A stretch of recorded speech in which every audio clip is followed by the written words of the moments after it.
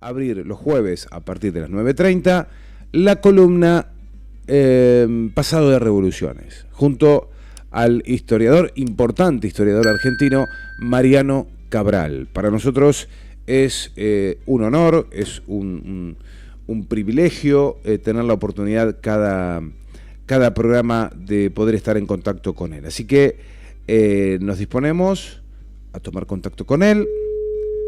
Los títulos los tengo, de lo que nos ha prometido abordar, ¿sí? De lo que nos ha prometido abordar. Y bueno, estaremos conversando.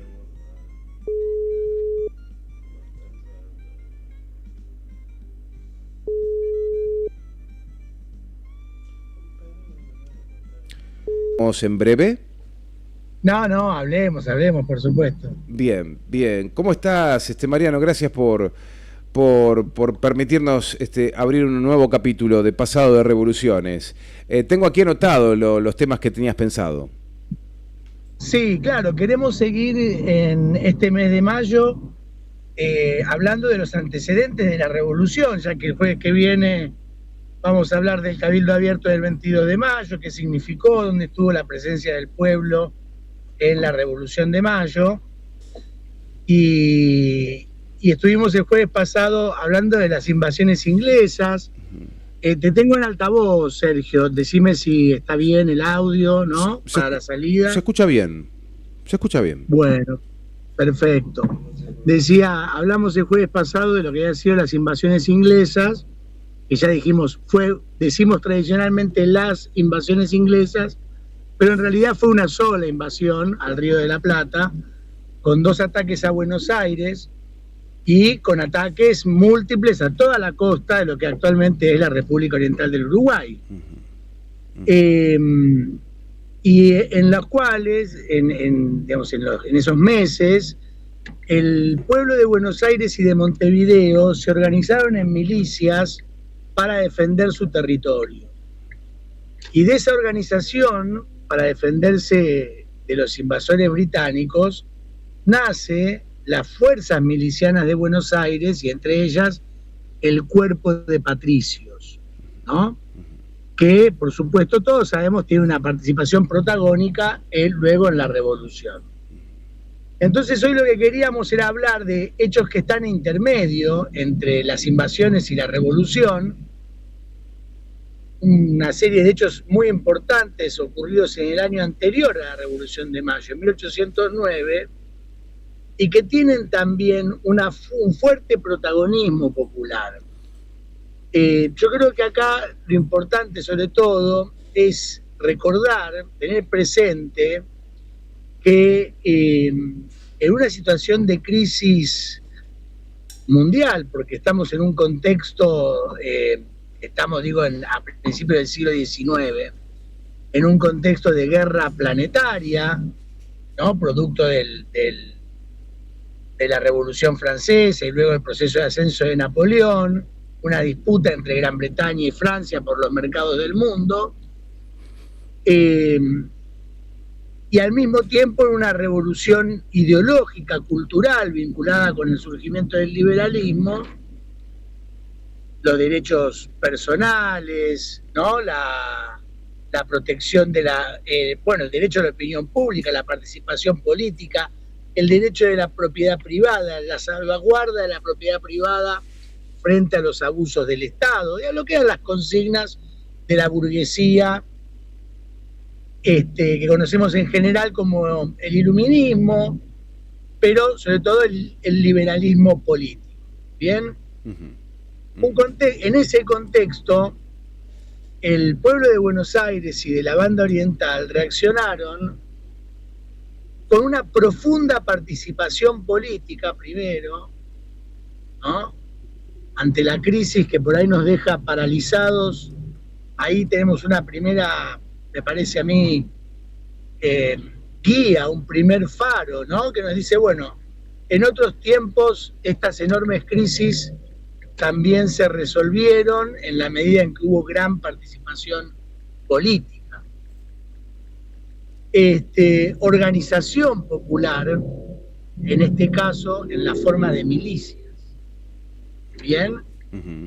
Y no tirando lo viejo por la ventana, ¿no? Hay un dicho famoso de Perón cuando vuelve en el 73, cuando dice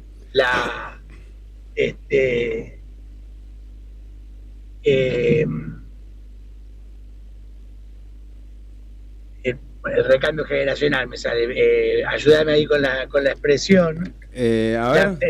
El trasvasamiento. Tampoco me salía. Generacional no quiere decir tirar todos los días un viejo por la ventana, ¿no? Claro. Y en ese sentido, vivimos un tiempo donde parece que instalar lo nuevo es tirar a lo viejo por la ventana. Y de allí no puede salir nada demasiado bueno, porque nuestras tradiciones, nuestra historia, nuestra identidad no son necesarias para caminar, ¿no? Para avanzar la vida. Claro.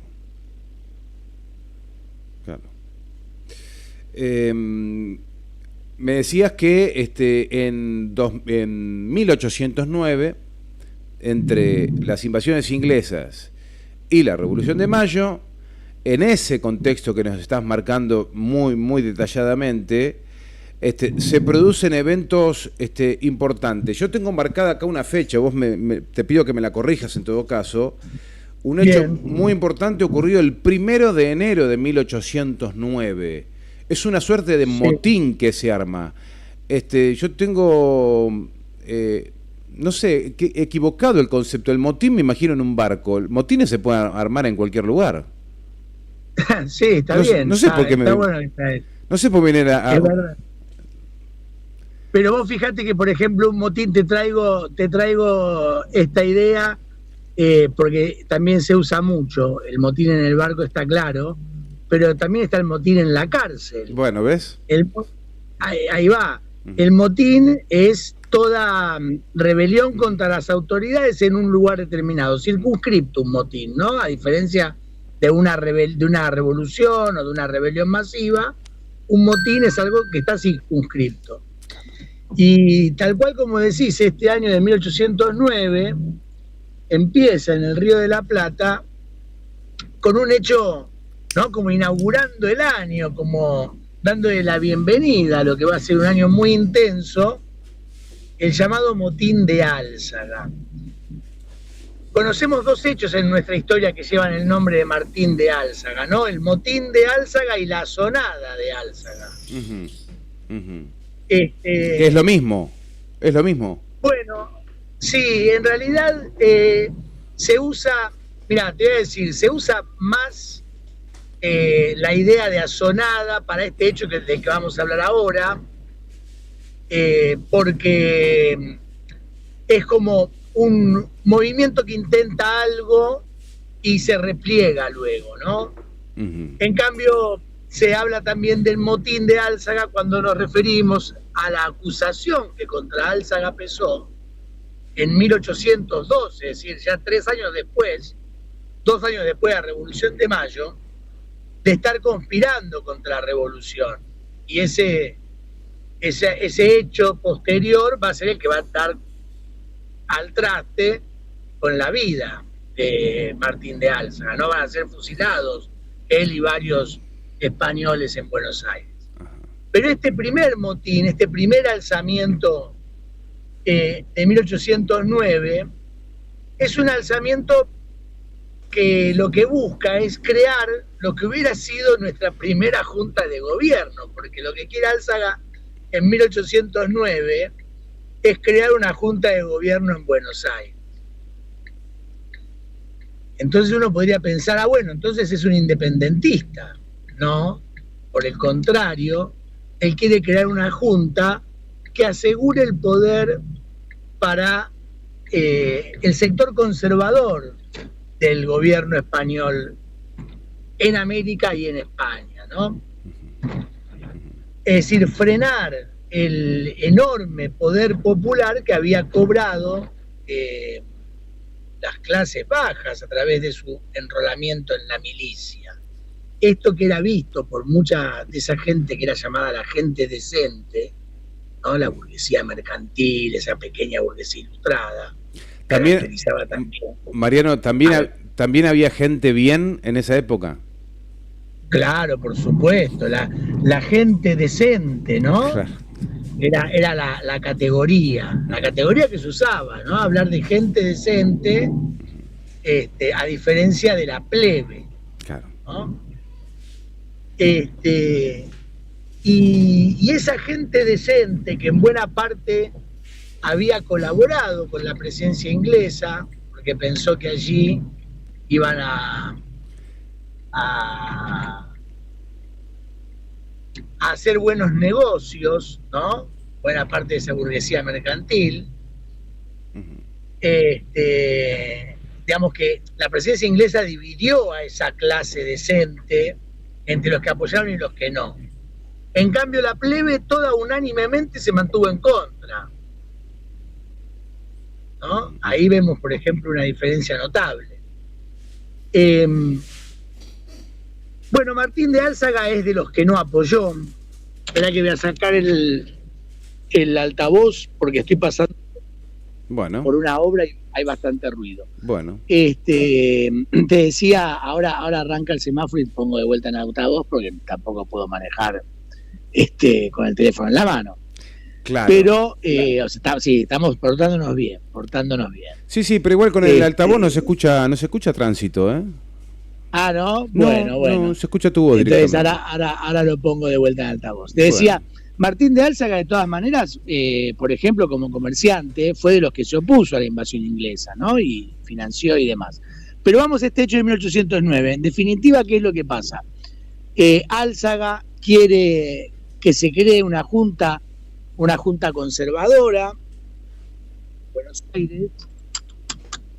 Quiere restarle el poder a las milicias, a Liniers, que se ha alzado con el poder político.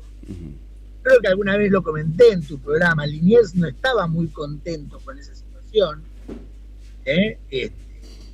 Va a manifestar muchas veces que él agarra el mando para contentar a ese pueblo que se había envalentonado con su poder por haber vencido a los ingleses, pero que no estaba de acuerdo con que el pueblo tenga tanta influencia en el gobierno. ¿Entiendes? Claro. Sí. ¿Hasta acá? Sí. Bueno, entonces lo que hace esta sonada, vamos a hacerla corta, es intentar destituir a Liniers. Para eso se van a servir de algunos cuerpos de milicia, de los creados en los tiempos de la ocupación inglesa, de la invasión inglesa. Claro. Y esos cuerpos de milicia se organizaban por lugar de origen del miliciano. ¿Bien? Sí. Entonces los que eran afincados de la ciudad, viejos, ¿no?, van a ser los patricios, y los que eran españoles, que venían de otras provincias de España, se van a organizar por su lugar de origen. ¿Bien? Bueno, acá, Sergio, despido a mi hijo, que entra al colegio, que hoy entró más tarde, una jornada. Tomo el control por algunos segundos. Tomo el control, estamos conversando con Mariano Cabral, el historiador Mariano Cabral, que nos está comentando, está narrando el pasaje entre las invasiones inglesas y la Revolución de Mayo, donde no era todo color de rosa. Existían fuertes tensiones al interior de cómo resolver el deseo que había de el pueblo en las Provincias Unidas del Río de la Plata, que intentaban... Que va a ser las Provincias Unidas, claro. Sergio, ¿y sabés qué? Sobre todo, tomar cuenta de que esta gente no nació de un repollo, porque a veces pareciera que Manuel Belgrano un día se despertó y dijo, hagamos una revolución. No claro. Tienen un antes. Claro. ¿Viste? En nuestra idea no los vemos construyendo algo. Pero acá es observar cómo se fue construyendo ese poder que transformó, porque realmente la Revolución de Mayo, la Revolución de la Independencia en Hispanoamérica, implicó una transformación muy fuerte en las relaciones políticas y sociales. Esa plebe empezó a tener una participación muy activa, después se la tuvieron que sacar, pero durante las primeras décadas de la revolución, la plebe fue muy, esa llamada plebe, ¿no? Ese pueblo trabajador, fue muy importante en las decisiones políticas. De hecho, Mariano, si nos quedáramos solamente con la palabra revolución, es de una fuerza absoluta. Revolución es cambiar de cuajo el estado de cosas. Tal cual, darlo vuelta. Claro, claro. Tal cual. Bien, entonces Álzaga planea apoyarse, de hecho se apoya en alguna de las milicias creadas. Se va a apoyar en alguno de los cuerpos de españoles, se va a apoyar en el cuerpo de gallegos, se va a apoyar en el cuerpo de montañeses, que eran asturianos, y se va a apoyar en el cuerpo de cántabros, ¿no? Que algunos eran navarros, de la costa del norte del mar Cantábrico, claro, igual que muchos de los asturianos. Mariano, si vos llegás a encontrar en Netflix La Asonada de Álzaga, sí, listo, una serie de 6 capítulos, te la mirás, o sea, dejás todo lo que... Sí, por supuesto, porque me parece que hay una historia ahí muy interesante. Mirá, te quiero contar entonces qué fue lo que finalmente pasó. Estos cuerpos de milicias y un cuerpo que es el cuerpo de arribeños, que esos eran criollos, que venían de Córdoba, de Santiago del Estero, de Mendoza, rodean el fuerte, exigen la renuncia de Liniers. Liniers renuncia, pero Cornelio Saavedra rodea a estos milicianos con sus patricios y rompe la renuncia de Liniers y lo sostiene en el mando. Este hecho, ¿por qué es importante? Porque a partir de acá va a pasar que las milicias españolas tienen que desarmarse. Pero como te acabo de decir, en la Asonada de Álzaga participa también una milicia criolla, la de los arribeños, pero a esa no la desarman. Entonces, en definitiva, ¿qué va a pasar? ¿En qué se va a traducir este hecho político? En que en 1809 los españoles en Buenos Aires pierden las armas. Entonces, ahí podemos empezar a entender cómo se llega a la situación de 1810. Las milicias, por supuesto estaban las fuerzas veteranas españolas, pero eran muy poquitas. Las milicias, que eran la mayor parte de la Fuerza Armada, queda siendo exclusivamente los criollos. Y el cuerpo de arribeños, a pesar de haber participado en este intento de derrocar a Liniers, no es disuelto, queda en pie. Fíjate. Y cuerpos españoles que no habían participado sí son disueltos. O sea que la consecuencia política va a ser disolver los cuerpos de milicia españoles y sostener exclusivamente los cuerpos de milicia criollos.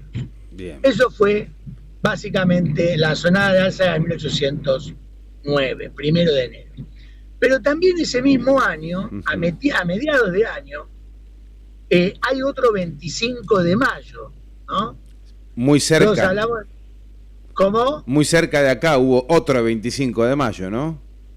Muy cerca, sí, hacia el norte, pero para el otro lado, o sea, para el noroeste, otro 25 de mayo. ¿A qué virreinato respondía ese lugar del que nos vas a hablar? Bueno, vamos a hablar de las provincias altoperuanas, la actual Bolivia, que era parte del mismo virreinato del Río de la Plata, donde en 1809 se produce un movimiento, primero en Chuquisaca, que busca, de nuevo, siempre usando el argumento de defender los derechos del rey que estaba preso en en Francia, ¿no? La famosa invocación al nombre de Fernando VII. No quiero decir la máscara, porque en realidad juega un papel más profundo que una máscara, pero bueno, todos invocaban la defensa de los derechos de Fernando VII, que estaba preso. preso en Francia. Entonces, con esa invocación, lo que va a ocurrir en Chuquisaca es que se va a autonomizar la ciudad, se va a crear un gobierno autónomo de la ciudad, y eso va a expandirse como movimiento político y se va a replicar en el mes de junio en la ciudad de La Paz. ¿Me escuchás, Sergio? Sí. Porque estoy pasando por un Perfecto. puente. Perfecto. Se escucha perfecto. Bien. Entonces, ese movimiento de Chuquisaca, o los movimientos de Chuquisaca y La Paz, a los que se refiere nuestro himno en su versión completa, ¿no?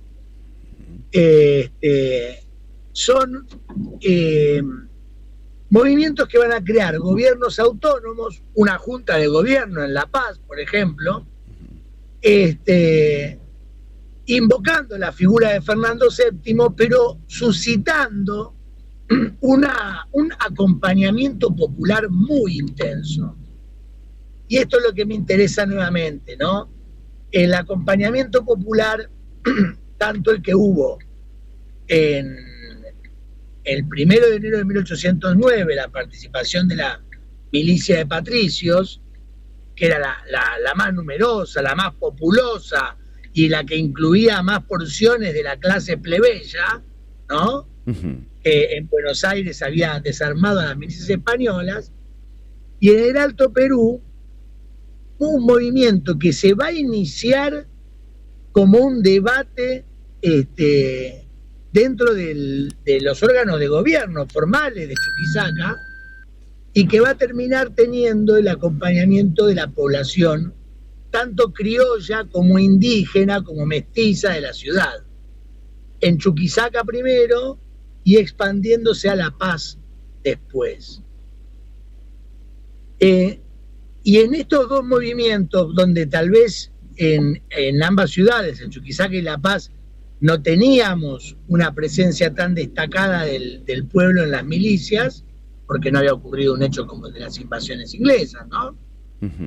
En estos dos hechos, sin esa organización previa, de todos modos, sí va a haber una intensa participación popular.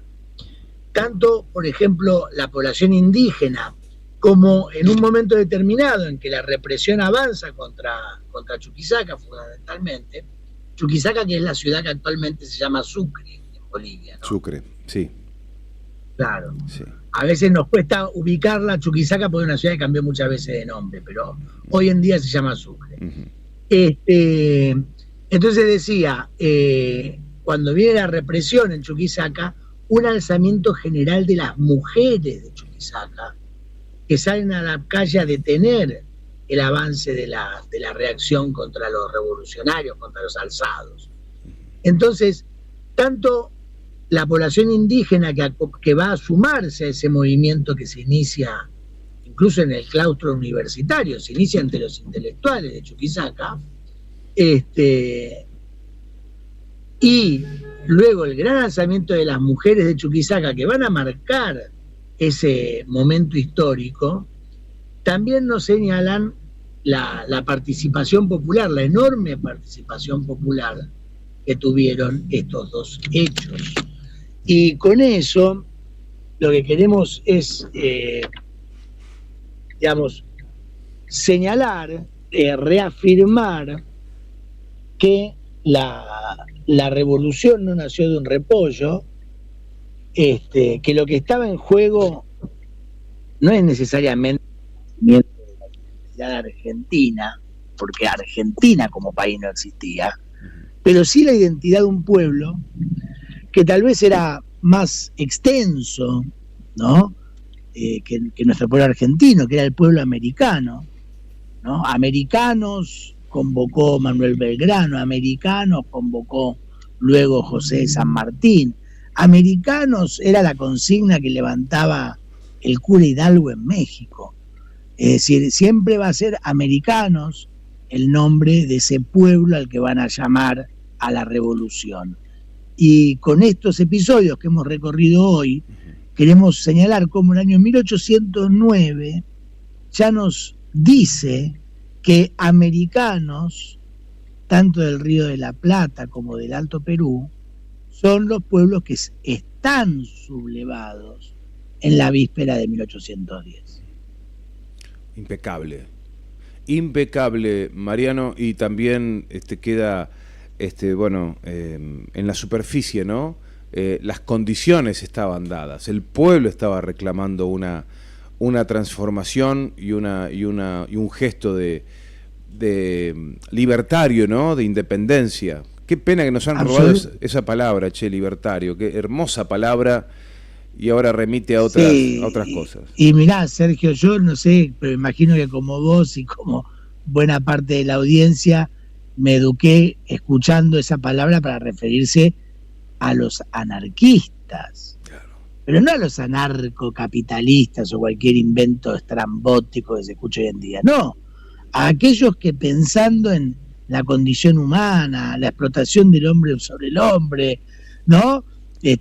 Cómo una porción de la humanidad vivía a costa del trabajo de la enorme mayoría de la humanidad, los que pensando en ese problema propusieron a partir de ese problema la creación de una sociedad sin orden político, sin Estado. Sí. Podemos pensar que esa respuesta tal vez era, no quiero decir inocente o ingenua, porque tal vez no lo era, pero sí un tanto utópica, ¿no? Pero sin embargo ponía un horizonte, ¿no? Como se ha dicho tantas veces, la utopía no es para ser realizada, es para tener un horizonte hacia el cual marchar. Ponía un horizonte que no dejaba de ser un horizonte de amor entre las personas, porque quien reflexiona sobre la explotación, sobre la condición humana, está pensando desde el amor, desde el amor que debemos tenernos los seres humanos. Y hoy verla pisoteada, esta palabra, por estos conservadores, preliberales, ¿no? Porque digo, no es que pertenecen a un mundo que es de ¿cuándo? Del siglo XVII. Sí. ¿De qué época están hablando? No sé. Vos sabés que estoy pensando que me parece, ¿no? Que hay un trabajo de psicología social muy profundo, que no solamente barre con países como la Argentina y demás, me parece que va más profundo. Y de sectores que vienen estudiando, ¿no? Así como invierten muchísimo en tecnología, también invierten en la manipulación de los pueblos, ¿no? Desde la cultura, desde la psicología, desde los medios de comunicación. Y me parece que van adelantados muchos años, ¿no? Y están operando sobre nuestros pueblos. Y dominar la palabra, dominar el vocabulario, dominar los símbolos, es parte de lo que ellos están haciendo, porque nos están dando vuelta a la taba, ¿no? Están cambiando, escucharlo a Milei diciendo que los trabajadores explotan a los empresarios, básicamente por ahí pasa. Por ahí pasa, sí. Como dijo alguna vez el juez Rosansky, cuando tuvimos la oportunidad de charlar, me dijo, nosotros los doctores estamos acostumbrados a un montón de situaciones en el ámbito jurídico y legal. Lo que nunca hemos estudiado y hasta ahora nos debemos esa tarea es pelear contra el absurdo. Nos han empujado al absurdo. Claro. Hoy en la Argentina discutimos cosas que son absurdas. Bueno, en eso estamos. Bueno, daremos la batalla, creo que pasado de revoluciones justamente viene a dar esa pelea. Mariano, queremos agradecerte muchísimo este tiempo. Bueno, Sergio, gracias a vos y un saludo, un abrazo para vos, para Ronnie y para la audiencia. Muchas gracias. Un gran abrazo. Hasta pronto. Un gran abrazo, hasta luego. Mariano Cabral con nosotros haciendo esta columna Pasado de Revoluciones.